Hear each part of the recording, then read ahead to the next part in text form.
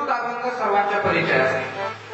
मला वाटतं परिचयाचा म्हणणं जरा चुकीचं ठरेल, कारण प्रत्येकाचा पाठ आहे.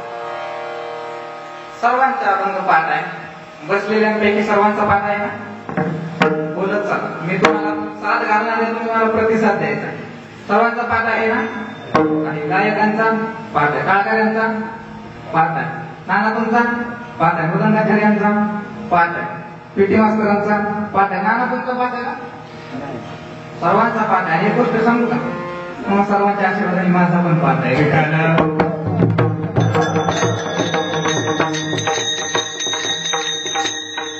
या अभंगाचा विशेष असे, कीर्तनाला जेवढे उपस्थित आहेत तेवढ्यांचा तर पाठ आहेच, पण आज ज्यांची कीर्तनाकडे पाठ आहे त्यांचा सुद्धा पाठ आहे.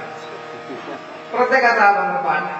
कारण आपल्या कोळेश्वर भगवंताच्या ज्या वेळेला भगवंताची आरती होते, आरती झाल्यानंतर आरतीची सांगता या अभंगाने करण्याचा प्रघात आपल्या गावामध्ये आहे. त्यामुळे सर्वांचा अभंग पाठ आहे. आणि तुमच्या समोर हा अभंग घेण्याचं कारण आज सप्ताहाचा पहिला दिवस आहे आणि पहिल्या दिवशी नामपर प्रकरणातील अभंगाने चिंतन सेवा करायची असते. तुम्हाला आठवत असेल तर 1.5 वर्षापूर्वी श्रावण महिन्याच्या सप्ताहामध्ये मला पहिला दिवस, त्यावेळेला मी अभंग घेतला होता, लागून या पाया विनवितो तुम्हाला करटाळी बोला मुख्य नाम विठ्ठल विठ्ठल म्हणा वेळा वाचतो 16 स्वर्गी नाही. त्यावेळेला माझ्या आत्ममतीप्रमाणे विठ्ठल नामाचं महत्व सांगण्याचा प्रयत्न केला.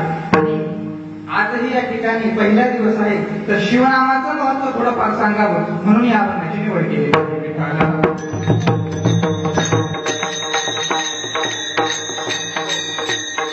हा अभंगाचं चिंतन तुमच्या समोर मांडणं म्हणजे जुन्या भाषेत सांगायचं जर झालं तर भर पावसाचं मोठं धर नाही.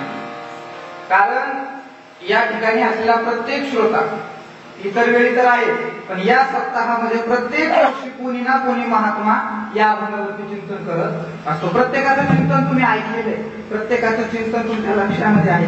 पण आता सर्वांनी अभंग घेतला म्हणजे मी तरी का माझं राहावं म्हणून या अभंगाची निवड केलेली आहे. माझ्या आत्ममध्ये जसा या अभंगाचा अर्थ सांगता येईल त्याप्रमाणे सांगण्याचा प्रयत्न करणार. अभंग एकनाथ महाराजांचा. भागवतामध्ये सांगितल्याप्रमाणे या संपूर्ण जीवसृष्टीवरती जेवढे काही जीव आहेत त्या प्रत्येक जीवांमध्ये काहीतरी साम्य, त्याची यादी दिली भागवतामध्ये. आहार निद्रा भयमय गुण सर्व योनी श्री समसमान परी मनुष्य लिहिचे ज्ञान अधिक जाण उद्धवा. 4 गोष्टी प्रत्येक जीव मात्राला समान आहेत. आहार, निद्रा, भय आणि मैत्री. 4 गोष्टी. काय होतं? काय होतं त्याला चावला त्यालाच माहिती काय होतं. असहनीय अशा प्रकारच्या वेदना होतात. एक बिंदू जर एकदा चावला तर एवढ्या वेदना होतात. तर आपल्या शास्त्रामध्ये असं सांगतात, आपल्या शरीरावरती जे रोम आहेत त्या रोम 3.5 कोटी रोम सरासरी सांगितले कबीर महाराजांनी घेतले. 3.5 कोटी रोम प्रत्येकाच्या शरीरावरती सरासरी असतात. म्हणजे एका विंचवाने जर एकदा या देहाला स्पर्श केला तर किती वेदना होता त्याचा विचार करत नाही. तर एका रोमाच्या ठिकाणी एका वेळेला 1000 विंचवाने एकाच वेळेला दंश करावा एवढ्या वेदना मारताना होता. एका रोमाचे ठाई सहस्त्र विंचवाची वेदना पाही बोलता नयेची काही बैसली नवहीद्वारे एवढ्या वेदना मारताना. सुखाचा नाही मृत्यू, सहसाही जीव जात नाही. ज्या वेळेला शेवटची स्टेप मरणाची असते, तुम्ही मरणाऱ्या माणसाचं थोडस निरीक्षण करा. त्याच्या काही स्टेप शास्त्रामध्ये सांगितले. शेवटची स्टेप जी असते, ज्या वेळेला त्याचा अंतकाळ जवळ येतो त्यावेळेला संपूर्ण त्याच्या कर्माची यादी त्याच्या समोर येते. मी काय केलं, मी काय करायला पाहिजे होतं, मी काय नव्हतं करायला पाहिजे असं त्यावेळेला कळतं. आणि मग त्यावेळेला पश्चाताप होतो. काय जन्मा येऊनिया केली म्या जोडी आजी घडोघडी चित्ता येतो आठव त्यावेळेला कळतं. काय केलं मी जन्माला आल्याच्या नंतर, वेळ नसते त्यावेळेला. त्याच्यानंतर कळतं आता मी मरणार आहे, पण मी गेल्यानंतर माझ्या घरादाराचं काय होईल, माझ्या मतदारांचं काय होईल, माझ्या संपत्तीचं काय होईल.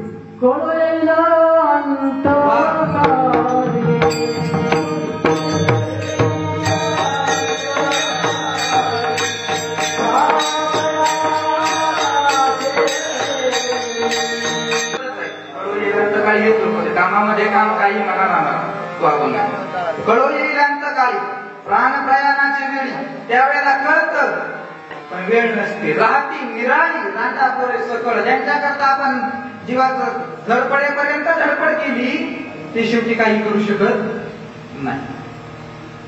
मग त्यानंतर त्या देहाच्या डोळ्यामधून अश्रू येतात,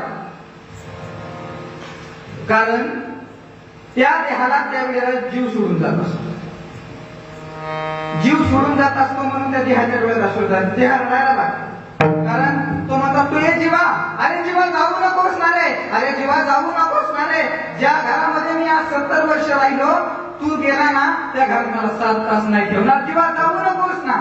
त्यामुळे तो देह रडतो, कारण जन्मापासून शेवटच्या श्वासापर्यंत जर आपल्या सोबत कोण असेल त्याचं नाव आहे जीव, आपला जीव. जीव शरीराची प्रीत, दोघे एक रूपे वर्तत, घरी दारी सुख दुःखात पडदा नसे दोघांशी, एवढे दोघांचं सख्यत्व आहे. ऐसे दोघांचे सख्यत्व चालत असता प्रेम प्रीत, काळ येऊन अकस्मात जीवाची पाश घातला, त्यावेळेला तो जीवाला पाश काळ घालतो, त्यावेळेला ते हरणायला लागतो. आणि मग शेवटची स्टेप असते, डोळे मोठे झालेले असतात, शरीर थरथर थरथर कापतं, कारण त्यावेळेला त्याला समोर घेऊन दिसत. शेवटची स्टेप 11 विक्राळ काळीकुट निर्दय निष्ठूर निगरगट, ते आपणास बांधून हट्ट फरफरा उडती, बिकट मार्गे काटे कुठे ठाई ठाई गड्डे मोठे दंशती, सर्पविंच कोठे मार्गे उडती, हिंस्र पशु लचके तोडती, कुणशी धाड पोचुनी खाती रक्त मंबाळा ईशा रीती, दया कोणा येईना दूर राहिली नाती होती, राज्य वैभव आणि संपत्ती पडला यमदूत हाती असहाय्य आणि बिकटा, कोणी सोडवत नाही. त्यावेळेला काळाची एवढी पडेल बा जेव्हा सोडवेला, तेव्हा माया बाप सोडवला.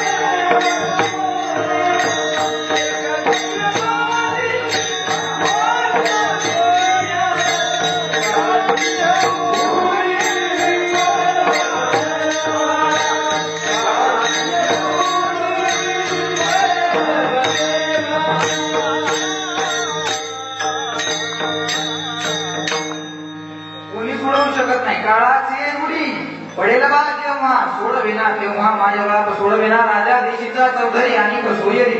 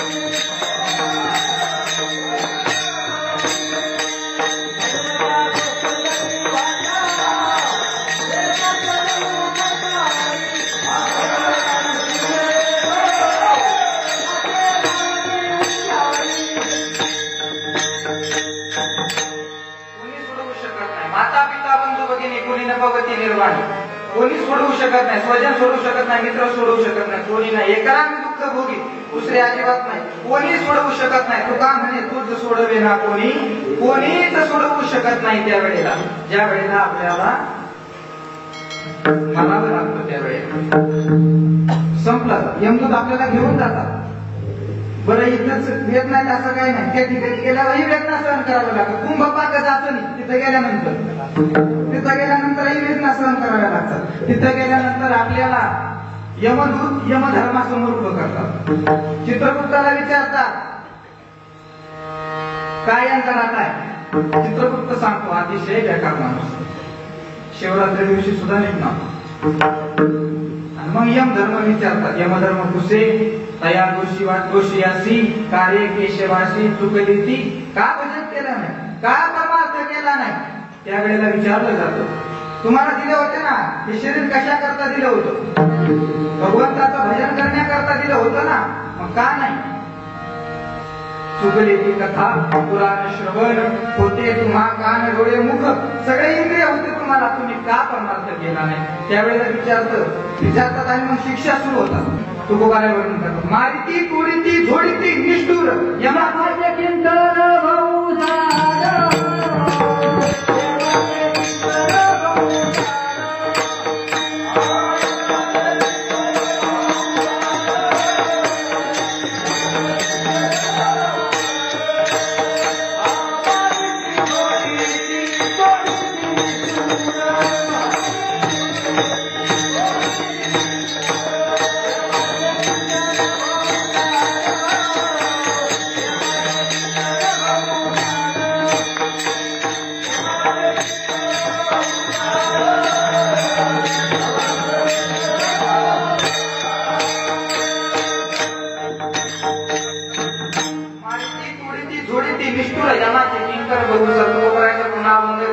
म्हणून या तुका येतो काकुलती, म्हणून तुकोबाला काकुलती येऊन संतांचे भजन करा. एवढ्या वेदना महाराज मृत्यूच्या होत्या. म्हणून सर्वात मोठी भीती जर कोणती असेल तर ती मरणाची. या भीतीमधून तर निवृत्त झालं पाहिजे. एका साधकाला शास्त्र श्रवणावरून कळालं सगळ्यात मोठी भीती मरणाची आहे, यमराजाची आहे, पर्यायाच्या काळाची आहे. या काळाच्या भीतीतून आपल्याला कोण निवृत्त करेल असा संभ्रम एका साधकाला पडला. आणि त्या साधकाच्या कानी त्या काळच्या संत एकनाथ महाराजांची कीर्ती तू शिवारे हाती माप झाले सज्जनाचे कीर्ती त्यांचे नारायण म्हणा. एवढ्या शिष्य सांगितल्या तुम्ही पाहिल्या का नरकात जाऊ, आम्हाला पाहण्याची गरज नाही. कारण ज्या अर्थी आमच्या संतांनी सांगितलं असं आहे त्या अर्थी तसं आहे. संतांची आम्हाला विश्वास आहे. तो साधक त्या ठिकाणी पैठणला गेला. नाथबाबांच्या चरणी माथा विनम्र केला. श्री संतांची माथा चरणावरी साष्टांग हे करी. आणि एकनाथ महाराजांना म्हणाला नाथबाबा तुमची कीर्ती ऐकून मी आलो. नाथबाबा म्हणतात कशा करता, तर त्याने सांगितलं मला कळालंय सगळ्यात मोठी भीती ही मरणाची आहे, काळाची आहे. या काळाच्या भयातून मला कोण निवृत्त करेल असा मला संभ्रम पडलेला असताना तुमची कीर्ती माझ्या कानी आली.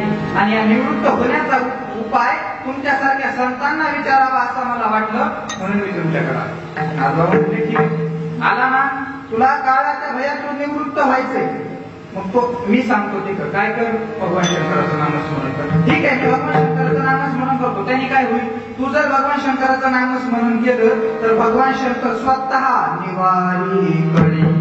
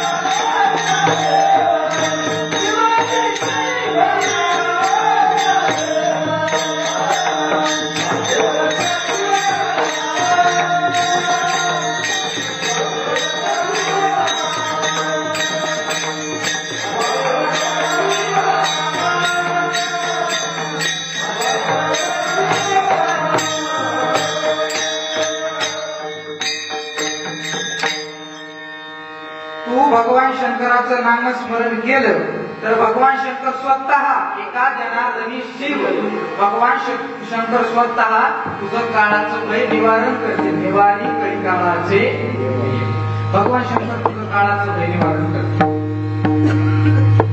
तो साधक म्हणला ठीक आहे तुम्ही मला सांगता भगवान शंकराचं नामस्मरण कर म्हणजे तुझं काळाचं भय जाईल.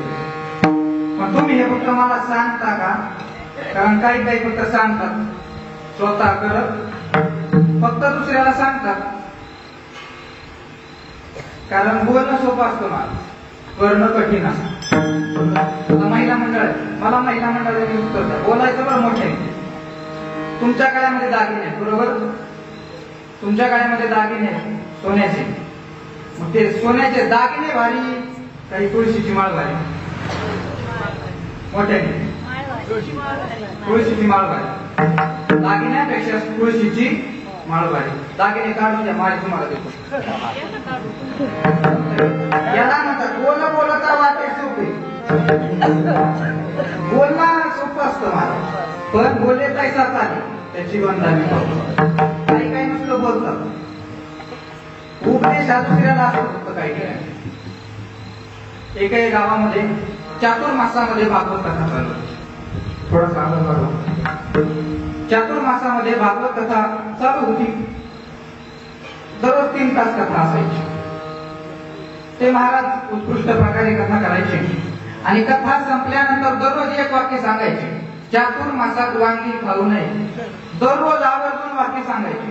एक बाई कथेला जायची सगळी कथा विसरायची पण तेवढे वाक्य ध्यानात ठेवायचे. चातुर्मासात वांगी खाऊ नाही. योगायोगाने तिथेच बदलत होती. सर्व त्या ठिकाणी कथाकार महाराज जेवायला गेले.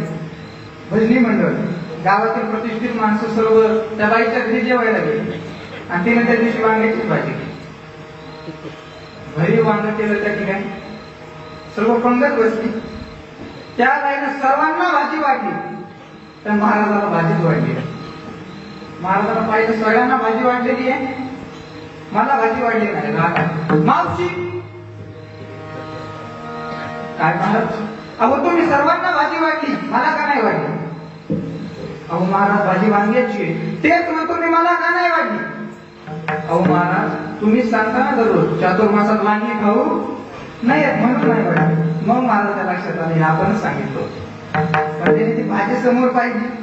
भरीव वांग केलेलं एका एका वांग्याच्या 4-4 फाका त्यामध्ये मसाला भरलेला तेलामध्ये चटचटीत असं वांग त्या ठिकाणी घमघमाट सुटलेला तोंडाला पाणी येऊ देऊ नका. मस्त पैकी भरीव वांग त्या ठिकाणी होतं पण महाराजाच्या तोंडाला पाणी आलं. माझ्या नाही त्या महाराजाच्या अभ्यासच असं चालू करत असतो. त्या ठिकाणी वांग्याची भाजी पाहिजे. महाराजाच्या तोंडाला पाणी सुटलं. महाराजांनी ठरवलं काही झालं तरी भाजी खायची. पण आपण सांगितलं होतं चातुर्मासात वांगी खायची नाही. म्हटला हो मावशी मी सांगितलं होतं चातुर्मासात वांगी खाऊ नये पण वांग्याचा रसा वाट बरं ठीक आहे रसा वाट. मग तिने त्या ठिकाणी पोळी घातली पण भरी वांग्यात रसा कमी असतो. त्या पळीमध्ये काही रसा यायला तिनं काय केलं पातेलं उचललं आणि महाराजाच्या ताटात वाकडं केलं. मग ते वांगे असे सिलेंडर होते की महाराजाच्या ताटात थोडीच खायला पाहिजे. मग वांगे ताटात पडू नये म्हणून त्या बाईनं काय केलं पळी आली लावली. महाराजांनी पाहिलं महाराजाला रडा आला. मावशी दररोज कथेमध्ये ऐकता चातुर्मासात वांगी खाऊ नये कथेचा तो प्रसंग ऐकला नाही का? कोणता? आला म्हणून मी फोड गेला डोळा बळीने आंधळा शुक्र केला. ते ऐकलं नाही का तुम्ही? असं कोणाच्या आडी येऊ नये. पळी कशाला आडी घातली? घाट काढा बाजूला. तिनं पळी बाजूला काढली. वांग्यानी महाराजाच्या ताटात उडी. म्हणजे तो महाराज दुसऱ्याला सांगतो चातुर्मासात वांगी खाऊ नका, स्वतः खाल्ल्याशिवाय राहत नाही. तसं एकनाथ महाराज तुम्ही शिवनाम घ्या ते दुसऱ्याला सांगता का तुम्ही पण घेता. तर भगवान शंकराचं नामस्मरण करायला सांगतात, तर एकनाथ महाराज म्हणतात मी फक्त दुसऱ्याला सांगत नाही, तर त्या भगवान शंकराचे, भोळ्या सांब सदाशिवाचे, चक्रवर्ती असणाऱ्या महादेवाचे पाय मी माझ्या स्वतःच्या चित्तामध्ये धारण केलेले आहेत. अभंगाचं पहिलं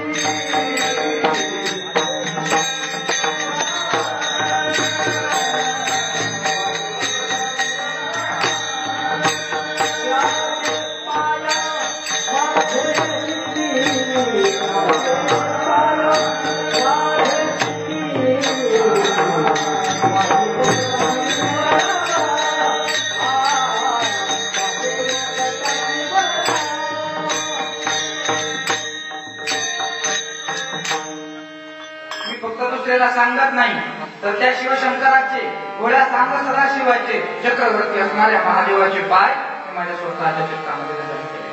पण या ठिकाणी अशा अभंग जर पाहिले संत वाङ्मयात, तर बऱ्याच जणांना प्रश्न असा निर्माण होतो, वारकरी संप्रदाय हा अनन्य संप्रदाय. वारकरी संप्रदायाचा ब्रीद आहे, एक धरीला चित्ती आम्ही रघुमाईचा पती, एका गावी आम्ही विठोबाचे नाम आणि कापे काम नाही येते. वारकरी संप्रदाय हा अनन्य संप्रदाय आहे. वारकरी संप्रदायाचा प्रमुख दैवत भगवान पंढरीची पांडुरंग परमात्मा आहे. मग इतर देवाचं वर्णन संत वाङ्मयामध्ये आढळतं कसं? प्रश्न बऱ्याच जणांना हा प्रश्न पडलेला आहे. एक वाक्य बोलतो, माझ्या वयाला शोभित की नाही मला सांगता येत नाही, पण बोलतो. जसं एखाद्या माऊलीचं लग्न झालं, सासरी नांदायला गेली, सासरी नांदायला गेल्याच्या नंतर ती सर्व घरातल्यांची कपडे होते का फक्त नवऱ्याचे होते? बोला, सगळ्यांचे होते. ते फक्त स्वयंपाक नवऱ्याचाच करते का घरातल्या सगळ्यांचा करते? ते काम फक्त घरातल्यांचं करते का फक्त नवऱ्याचं करते का संपूर्ण घरातल्यांचं करते? माफी मागून वाक्य बोलतो ना, ती घरातल्या सर्वांचं काम करते पण रममान मात्र पती शिकवते. तसं वारकरी संप्रदायामध्ये वर्णन सगळ्या देवांचं केलं, पण वारकरी संप्रदाय रममान फक्त पांडुरंगाशी. दुसरं एक पहा, 5 मुख्य दैवत मानली गेली आपल्या हिंदू संस्कृतीमध्ये. देवपंचायत ज्याला म्हटलं जातं.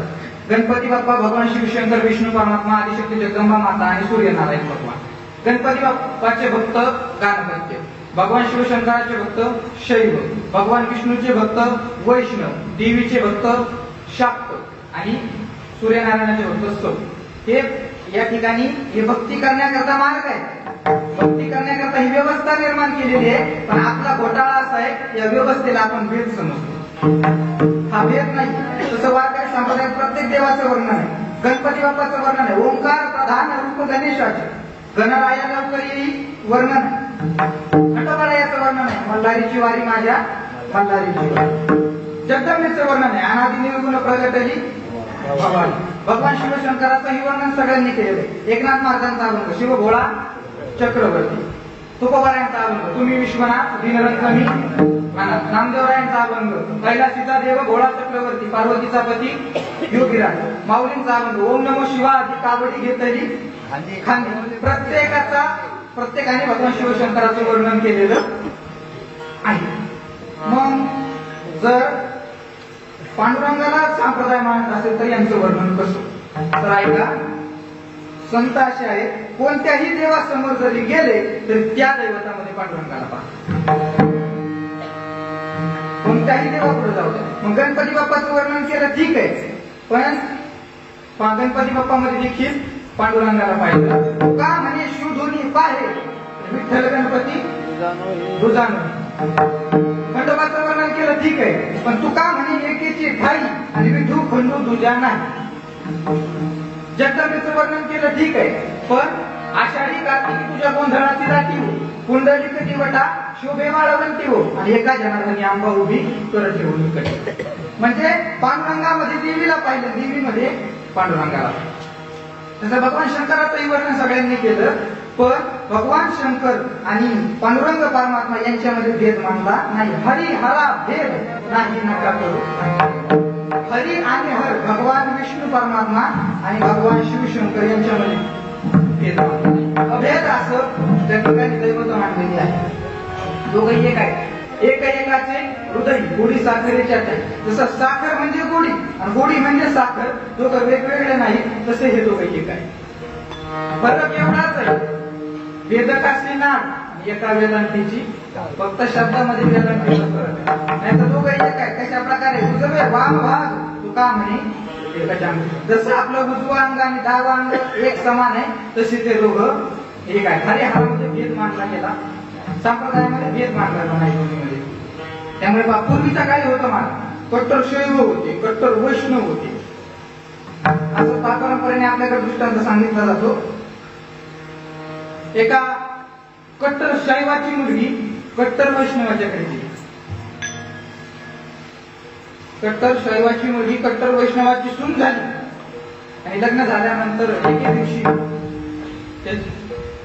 घरासमोर सारवण करत होती. आता सारवण राहिली, आता सगळी सारवण चालू झाली. सारवण नाही राहिली, पूर्वीच्या काही सारवण होतं.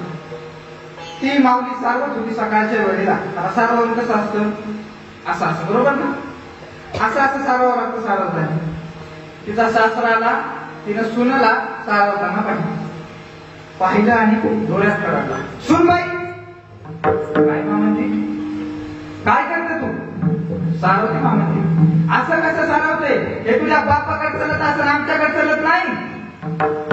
काय मामांजी, हे असं आडवं सारवायचं नाही. आम्ही उभ्या गाताचे वैष्णव असं उभं सारव, उभं सारवता येतं का?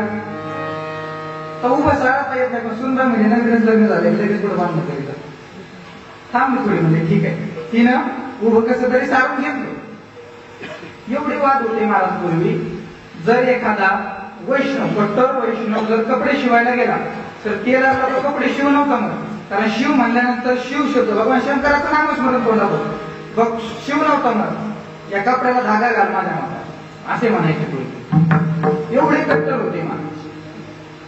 तसं तिने कसं तरी सारून उभं घेतलं. दुसऱ्या दिवशी सकाळच्या वेळेला सासरा दात घासत होता. ती स्वयंपाक करत होती. स्वयंपाक करता करता तिने पाहिलं सासरा दात घासतोय. पळत पळत आली, म्हणाली मामांजी. काय सुनबाई, आपल्याकडे चालत नाही असं. आपण उभ्या गाण्याचे वैष्णव आहेत, आडवा नाही, उभं दात घासा उभं. मला तुला जसं जमल तसं तू कर. संप्रदायामध्ये भेद मानला नाही, दोघंही एकच सांगितलं. किती एकदम टोकाचा दृष्टांत सांगितला नामदेव महाराजांनी. किती एक आहे दोघं. देव आणि दानवाने समुद्र मंथन केलं. समुद्र मंथन केल्याच्या नंतर 14 रत्न निघाली. लक्ष्मी, कौतुक, पारिजातक, सुरा, धन्वंतरी, चंद्रमा, काळा, कामुका, सुरेश्वर, दुरंबारी, देवांगणा, अश्वसप्तमुखी, विषमध्ये, शंख, प्रताप, शाकुले, 14 रत्न समुद्र मंथनातून निघाली. त्यामुळे हलाहल असेल विषयी. हलाहल विषयाचा स्वीकार तुम्ही करेना आणि या विषयाचा स्वीकार भगवान शंकरांनी करावा म्हणून सर्व देव भगवंताला प्रार्थना करू. जे वेदैत्य सागर मंथन केले त्या माझे औचित्य हलाहल बोलले, ते द्वासरूपणे प्राशन केले, नीलकंठ नाम प्रसिद्ध झाले. त्या ठिकाणी भगवान शंकराकडे गेले आणि भगवान शंकराला 20 प्राशन करण्याची विनवणी केली आणि भगवान शंकराने 20 प्राशन केलं. माझा प्रामाणिक प्रश्न तुम्हाला असा आहे, 20 प्राशन केलेल्या व्यक्तीच्या त्वचेचा कलर कसा व्हायला पाहिजे?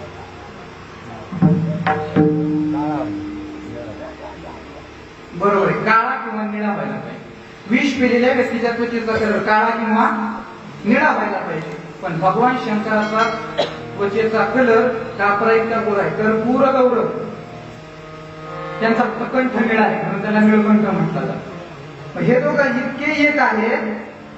भगवान शंकरानं विष प्राशन केलं तर भगवान विष्णू निळे झाले आणि भगवान विष्णूनं अमृत प्राशन केलं तर भगवान शंकर कर्पूर होऊन. आमदारायांनी सांगितलं शंभूने गिळले हळाहळा तरी तो विष्णू झाला निळा किंवा नारायणी सेविले अमृत आणि झाला श्वेत महादेव. हे दोघं एवढे एक आहे म्हणून वाद घालायचं कारण नाही.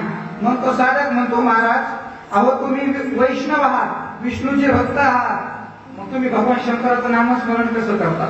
तर एकनाथ महाराज म्हणतात अरे आम्ही वैष्णव आहोत हे ठीक आहे पण भगवान शंकर कोण वाटले तुम्हाला. भगवान शंकर सुद्धा वैष्णव आहे. एका जनार्दनी वैष्णव एका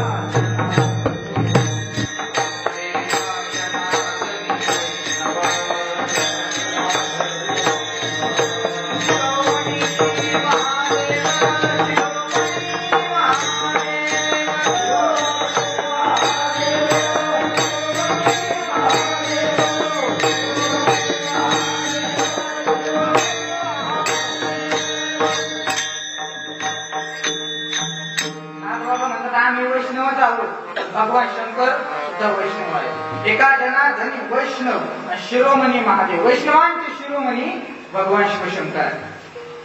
भगवान शंकर सुद्धा वारी करतात. एकदा काय झालं भगवान शंकर वारीला निघाले आणि पार्वती मातेला म्हटले पार्वती चल पंढरपूरला कारण वारी ही दोघांनी करायची असते. चल पंढरपूरला पार्वती माता ही निघाल्या. आता मम्मी पप्पा निघाले पोरग राहील का. गणपती बाप्पाही मागे लागले मला ही द्यायचे. चला गणपती बाप्पालाही घेऊन निघाले. पुढे नंदी आडवी आली. बसा. भगवान शंकर म्हणतात अरे नंदी पंढरीला पायी जायचं असतं रे आम्ही तुझ्या बरोबर बसणार नाही पायी जायचंय आम्हाला. नंदी म्हटले मी सुद्धा येणार. म्हणजे ठीक आहे चला आणि त्या चौघांची दिंडी पंढरपूरकडे निघाली. भगवान शंकर पार्वती माता गणपती बाप्पा आणि नंदी हे चौघ जण पंढरपूरला निघाले. आता त्या ठिकाणी दूर पंढरी आहे त्या ठिकाणी ते चौघे जण आहे. त्या ठिकाणी आल्यानंतर पार्वती मातेनं तो सर्व गर्दी पाहिली तो सोहळा पाहिला आणि पार्वती माता म्हणली आपण या गर्दीत शिरणार नाही. त्या गर्दीत आपण शिरूच शकत नाही माझा मेकअप मी येणार नाही. भगवान शंकर म्हणले ठीक आहे नको येऊ तू या ठिकाणी या तळ्याजवळ बस. म्हणून आता तिथे तळ आहे आणि त्या ठिकाणी पद्मिनी देवीचं मंदिर आहे. पंढरपूरला गेल्यानंतर पहा आणि मग नंदी गणपती बाप्पा आणि भगवान शंकर पुढे निघाले. चंद्रभागेमध्ये गेले स्नान केलं कुंडलिकरायाचं दर्शन घेतलं आणि महाद्वाराकडे निघाले. महाद्वाराकडे येत असताना वारकरी लागले हो बाबा इथं माणसाला चालता येत नाही तुम्ही या गर्दीत बैल घुसवला. भगवान शंकर म्हणजे नंदी वारकरी तापले बरं त्यांनी पताका उलट्या करायच्या आधी तू असं कर इथं मारुतीचं मंदिर आहे इथं हनुमंतराय आहे तो हनुमंतरायाजवळ बस. म्हणून जगाच्या पाठीवर असं एकच मंदिर आहे जिथं हनुमंतराया पुढे नंदी आहे. पंढरपूरला पहा महाद्वाराच्या उजव्या साईडला पंढरपुरातलं सांगतोय. नाहीतर हनुमंतराया समोर नंदी असण्याचं काहीच कारण नाही. त्या ठिकाणी नंदीला बसवलं. गणपती बाप्पा आणि भगवान शंकर पुढे निघाले. पुन्हा महाद्वारात आल्याच्या नंतर लोक घाबरू लागले. लांब नाक मोठं पोट घाबरले लोक. भगवान शंकर म्हणले गणपती तू पण इथं बस महाद्वारात. नामदेव पाहिजे चढून गेलो की उजव्या साईडला गणपती बाप्पाचं मंदिर आहे. गणपती बाप्पा त्या ठिकाणी बसवला आणि भगवान शंकर आज पांडुरंगाकडे गेले. पांडुरंगाकडे गेल्याच्या नंतर पांडुरंगाने पाहिलं भगवान शंकर येत आहे. पांडुरंगाला आनंद झाला. पांडुरंग आनंदाने नाचायला लागले कारण दोघांचे 3 नाते मित्रत्वाचं नातं आहे स्वामीचं नातं आहे सेवकाचं नातं. दोघं एकमेकांचे मित्र आहेत दोघं एकमेकांचे स्वामी आहेत आणि दोघं एकमेकांचे सेवक आहेत. आनंद झाला माझा देव आला पांडुरंगाला आनंद झाला. कडकडून मिठी मारली. इतका आनंद झाला पांडुरंगाला की पांडुरंगाने भगवान शंकराला उचललं आणि आपल्या डोक्यावर ठेवलं. म्हणून आजही पांडुरंगाची मूर्ती पाहत असताना पांडुरंगाच्या डोक्यावर शिवलिंग आहे. मूर्तीचं निरीक्षण करा. पांडुरंगाच्या डोक्यावरती भगवान शंकर विराजमान आहेत. इतका या हरिहरामध्ये आलेला आहे. तुम्ही आम्ही आषाढी कार्तिकेला पंढरपूरला जातो वारीला जातो. काही वारकरी महिन्याची वारी करतात पण शक्यतो आपण आषाढी कार्तिकेला जातो. आपण आषाढी कार्तिकेला जातो कुणी महिन्याला जातं पण भगवान शंकर दररोज पहाटे काकड्याला पंढरपुरात आहेत. रंभा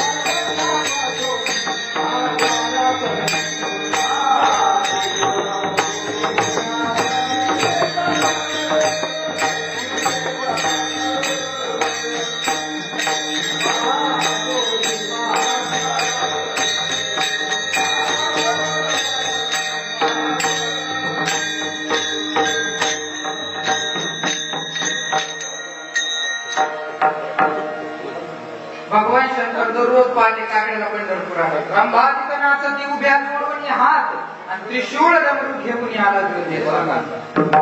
भगवान शंकर दररोज काकड्याला पंढरपुरात आहे. एवढा हरिहरामध्ये आभेद आहे. म्हणून एकनाथ महाराज म्हणतात मी भगवान शंकराचं सुद्धा नामस्मरण करतो. पण ते भगवान शंकर कसे आहेत तर त्यांचा स्वभाव सांगितला भोळा.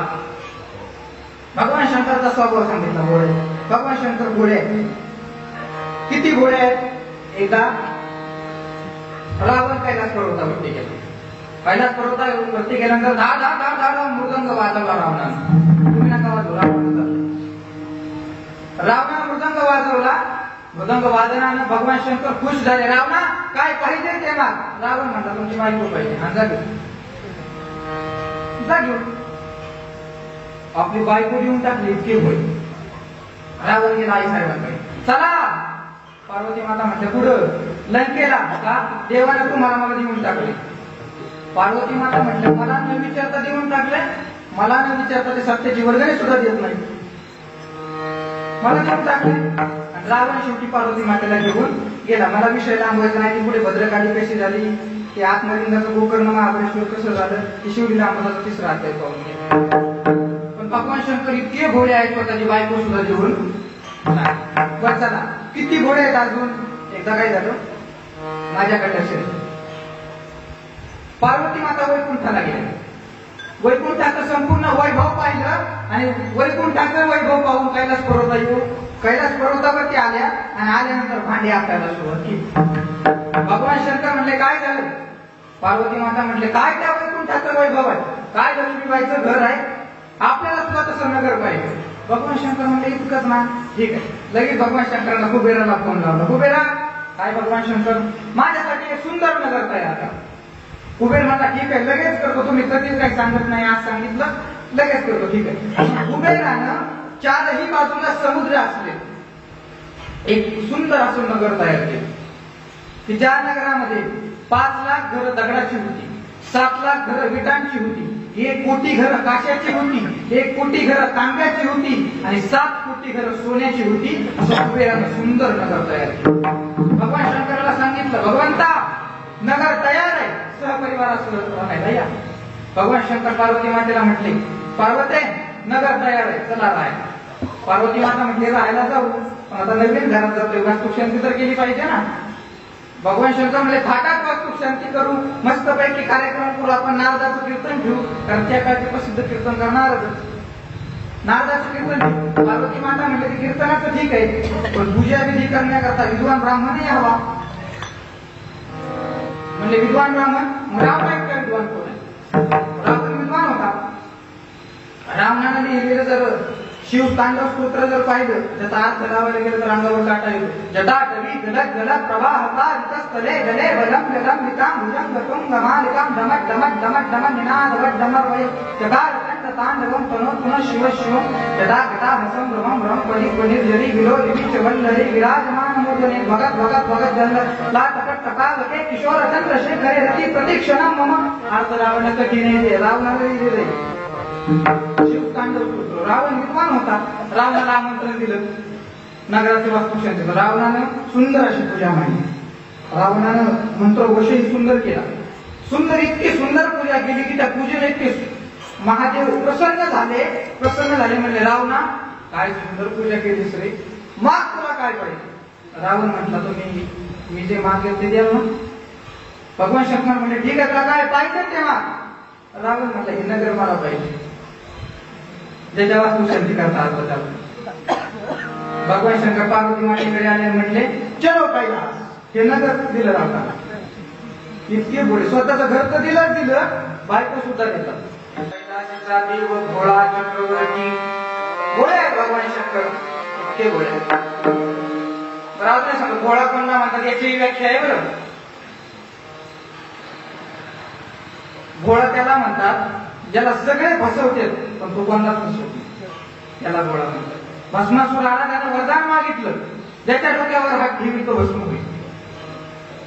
तथा वरदान दिलं, पण त्यानं त्या ठिकाणी भगवान शंकराच्या डोक्यावर हात ठेवायचा प्रयत्न केला, म्हणून घोडे आहेत भगवान शंकर. पहिला स्वभाव आहे घोड्याला कोणी पण फसवतो. आता या मायमावले म्हणत असत आपल्या नावाला, तुम्ही लय घोडे, तुम्हाला माहितच नाही किती गाभरे येतात.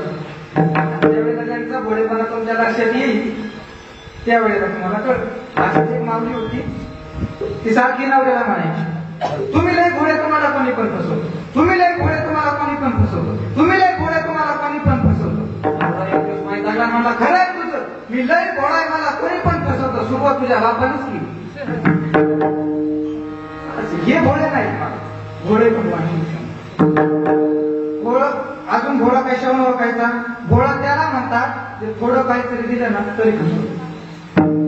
थोडं जरी दिलं तरी खुश होतो, त्याला घोडा म्हणतात.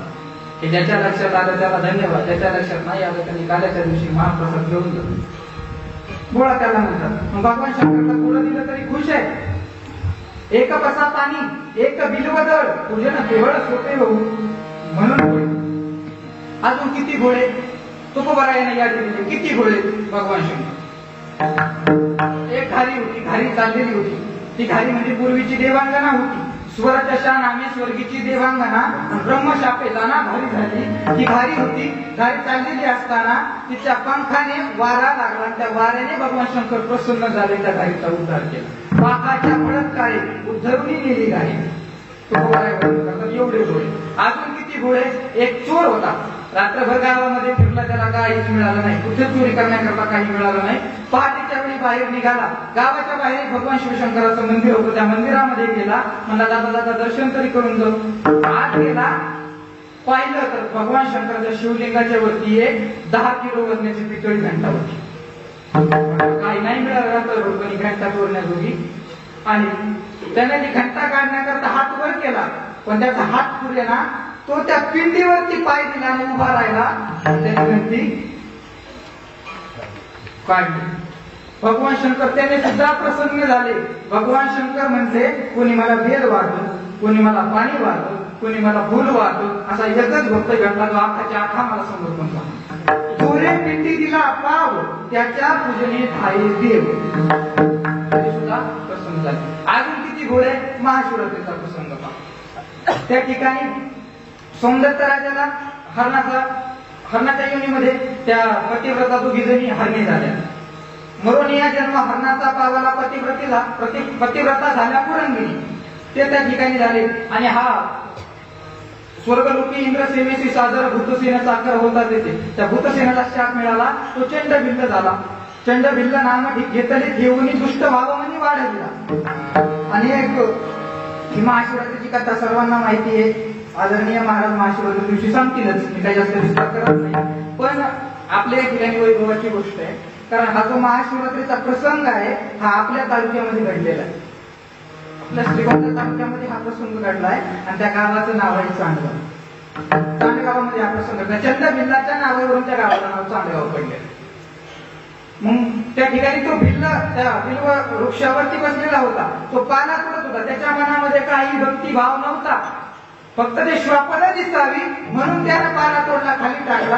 पण दैवयोगाने त्या ठिकाणी शिवलिंग होतं. बहुता काळाचे तिथे एक लिंग होते भूमिभाग, ते बऱ्याच वर्षापूर्वी त्या ठिकाणी शिवलिंग होतं, त्या ठिकाणी पाला पडला. तो पाला पडला तरी सुद्धा भगवान शंकर आनंदित झाले. माथा पडता पाला शांततेने संतोषला. एवढ्या सुद्धा प्रसन्न झाले, त्या बिल्लाचा उद्धार केला. कैलासासी नेला बिल्ल पानेडी बैसला. एवढे घोडे म्हणून तुका म्हणे घोडा, स्वामी माझा हा घोडा. एवढे भोळे आहेत भगवान शंकर. मग दुसरा शब्द झाला भोळा. तिसरा शब्द आहे चक्रवर्ती. पूर्वीच्या काळी चक्रवर्ती राजे होते. चक्रवर्ती राजा कुठला म्हणा जायचं?